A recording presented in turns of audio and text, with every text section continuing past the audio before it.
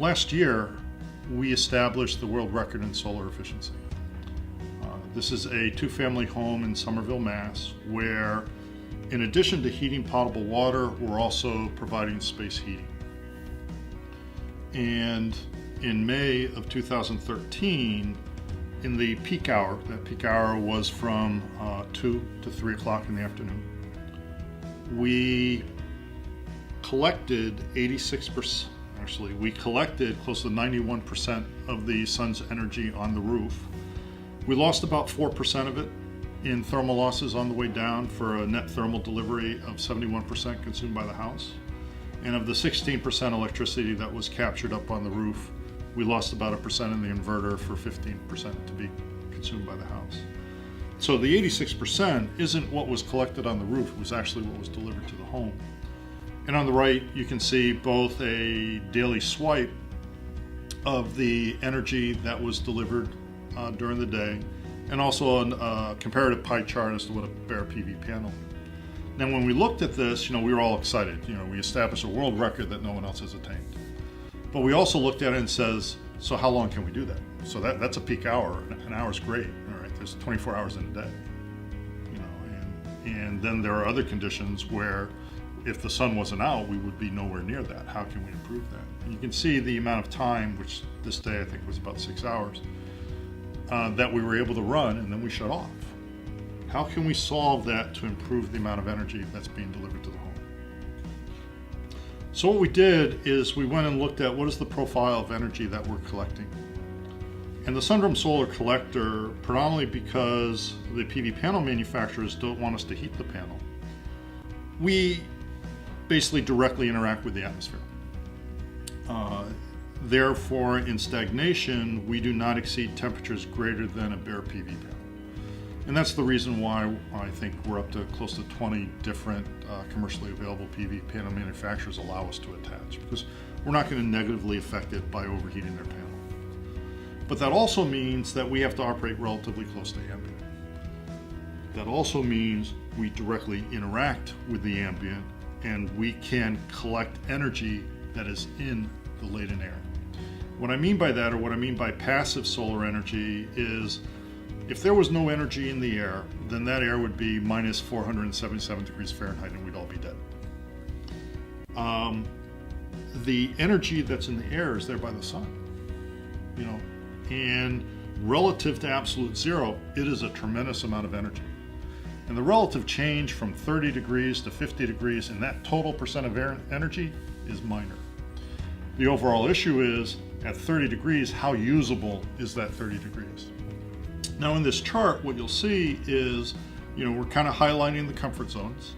The red lines are for each individual day, what is the ambient temperature, the outside air, how did that swing?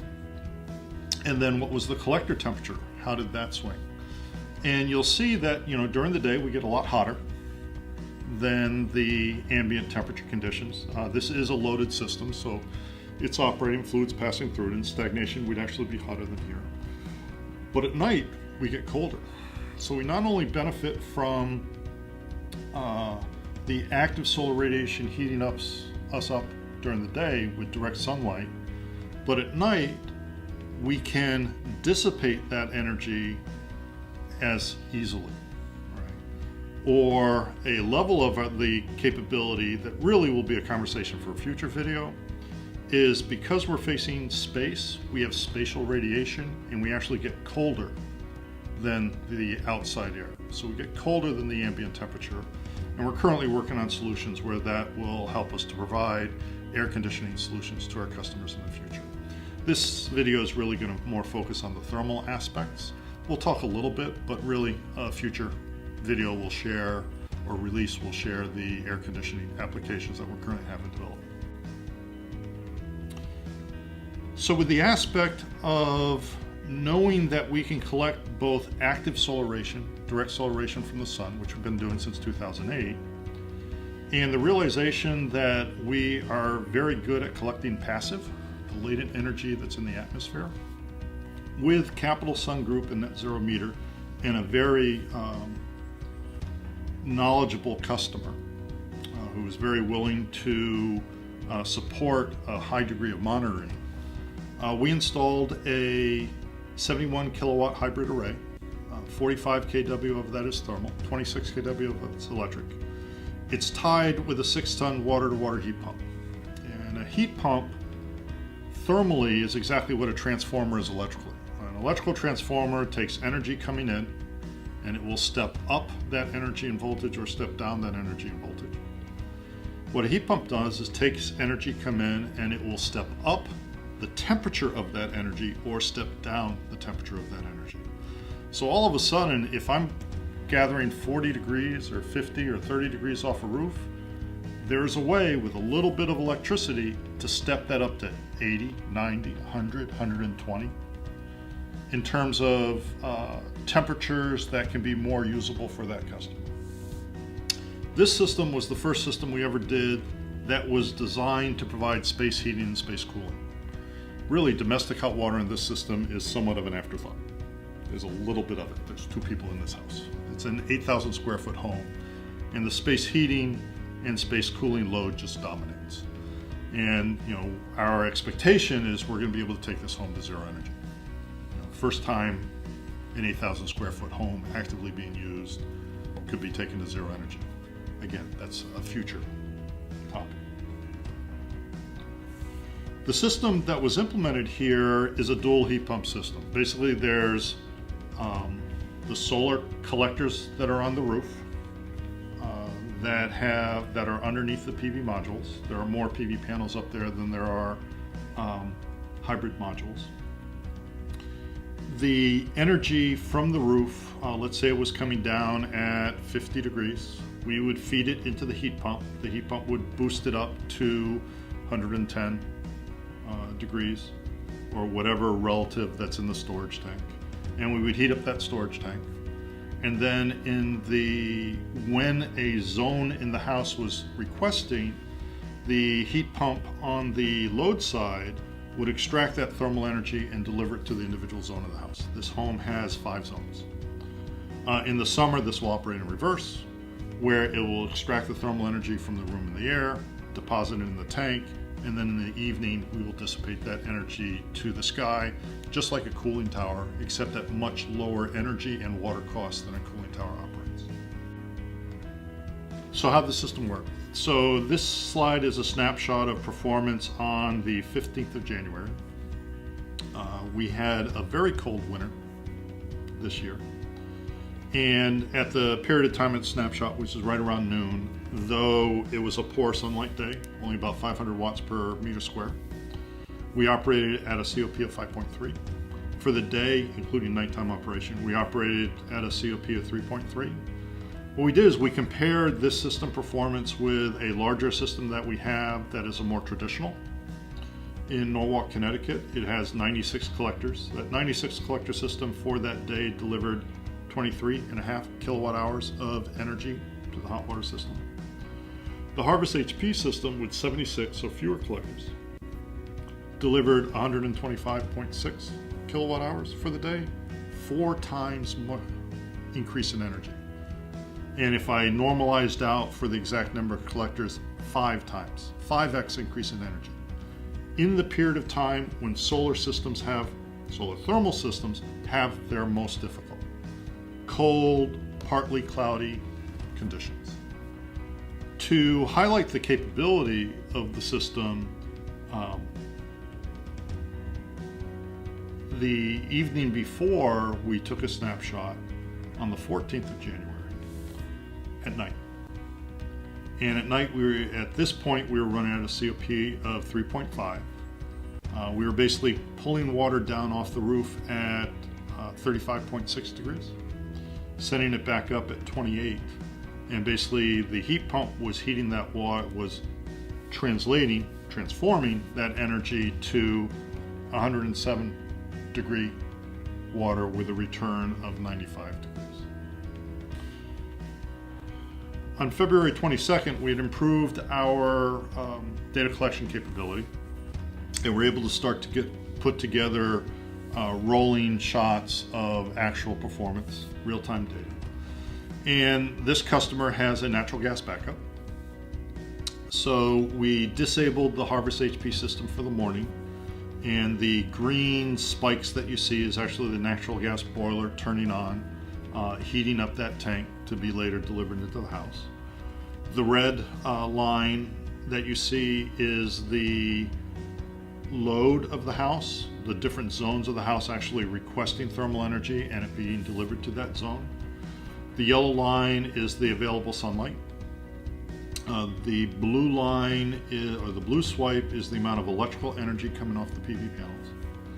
The orange line that you see after the Harvest HP was enabled is the amount of thermal energy coming off the roof. Okay. And underneath the red line, kind of hard to see, there's a purple line. That's the amount of electricity that's going into the heat pump.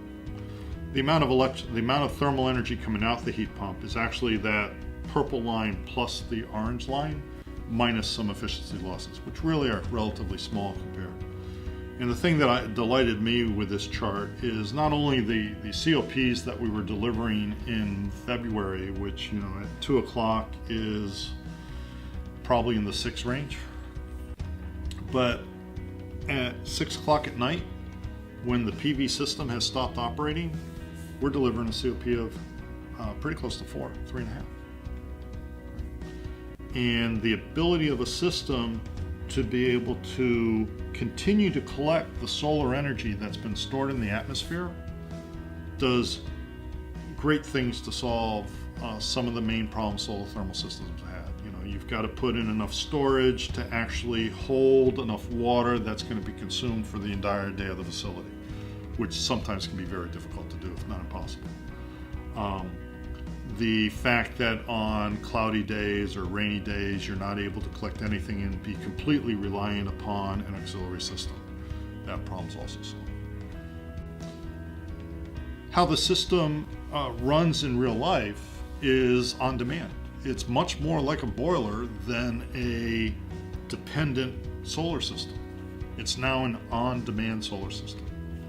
And Sundrum Solar is happy to present to you the availability for you to start implementing on-demand solar systems. On this graph, you can see that it's only periodically that the thermal portion is pulling energy off the roof. That's because when we heat up the storage tank to 95 degrees, we basically satisfied the amount of storage we want to keep in that storage tank, and our controls tell us to shut off. Then when that energy is extracted out of the storage tank and it's at the set point where it requests us to put energy back in, we turn back on. This way here, we're only collecting and delivering energy when there is a need. It's no longer a conversation of use it or lose it. When you want it, you get it. When you don't need it, you get the electricity fully for use by the facility. And again, even at 6:30 at night, 7, when the sun's gone, if there's a demand, we're still supplying. At 3 a.m. in the morning, where there's definitely no sunlight, we're still supplying. There are more ways to use this capability than just a system that's designed for space heating and space cooling. There's a tremendous amount of domestic hot water requirements. When I think about hotels, laundries, many applications have a huge load that they have for heating. This is now a system that can meet that load with lower storage requirements and higher energy out than any other system available in the market. The Harvest HP domestic hot water system is just showing one application that we can use for domestic hot water only market. Slide 18 is, this is a way where, you know, Harvest HP system is able to provide heating or positive thermal energy 24 hours. It's really only able to supply cooling when the amount of active solar radiation dies down to where we can operate with successful COPs for cooling. Again, much more conversation for a future video. We do have the controls where we can design or program really when the Harvest HP will kick in and what the minimum COP or coefficient of performance would be to provide the best financial return to you. Sundrum Solar Harvest HP advantages is that we're on demand. By accessing both the active solar energy when there's sunlight and the passive solar energy, related solar energy that it has stored in the air around us to be a 24/7 solution, we have really created an evolutionary step for solar technology. The amount of energy that we're now able to deliver is significantly higher than any other solar solution that's available. We can run in dual mode. We can gather thermal energy really 24/7, but in low light or nighttime conditions, we can also cool. We can provide air conditioning. And we're generating all the energy requirements. We're a hybrid solution that both generates the electricity, gathers the thermal energy needed to run through our heat pump with extra energy being supplied. It can be designed to meet the entire energy requirements of the individual customer. Really what we've introduced here is a total energy solution delivered by Sundrum Solar. So our mission of improving solar economics with cost-effective hybrid assemblies really doesn't end here. With this evolution or evolutionary step in our industry, it's created a world of opportunities where we can go from. It's really surprising.